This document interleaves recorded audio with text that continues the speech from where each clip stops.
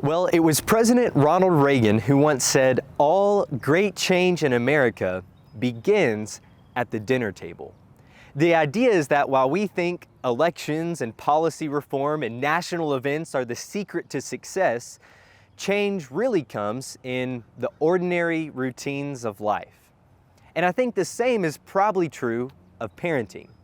When it comes to spiritual transformation and growth, some parents might focus on the big things, sending their kids to different Bible camps and teen weekends, bringing them to all the devos and hangouts with friends from church, and making sure your family's there at church every time the doors are open.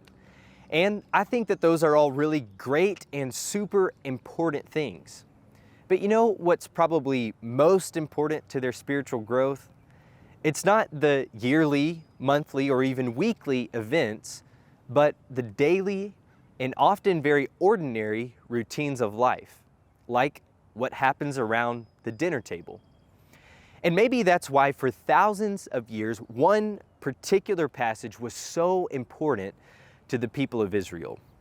Deuteronomy 6, beginning in verse 4, says, "Hear, O Israel, the Lord our God, the Lord is one.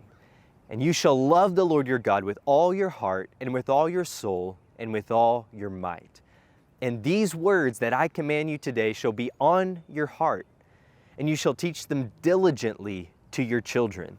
And you shall talk of them when you sit down in your house and when you walk by the way, when you lie down and when you rise up. And you shall bind them as a sign on your hand, and they shall be as frontlets between your eyes. You shall write them on the doorposts of your house and on your gates." These words are like the family motto for the nation of Israel. And while they had yearly, monthly, and weekly events like Passover and Sabbath, it all centered around the daily Shema. Love the Lord your God with all your heart, with all your soul, with all your might. And it wasn't just a refrigerator magnet. You get the idea that it was everywhere. Everywhere they looked, they would see these words. And everywhere they went, they would talk about what it means. And through this consistent, ordinary routine of life, they would diligently teach their children to love the Lord. But notice where it all has to begin. Verse 6 says, "These words that I command you today shall be on your heart."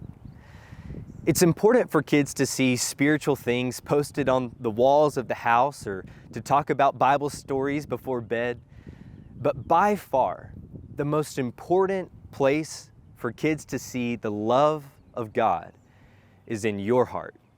To see that you love the Lord your God with all your heart and all your soul and all your might. And if you want your kids to see that more clearly in you, then maybe the best place to initiate that change is around the family table.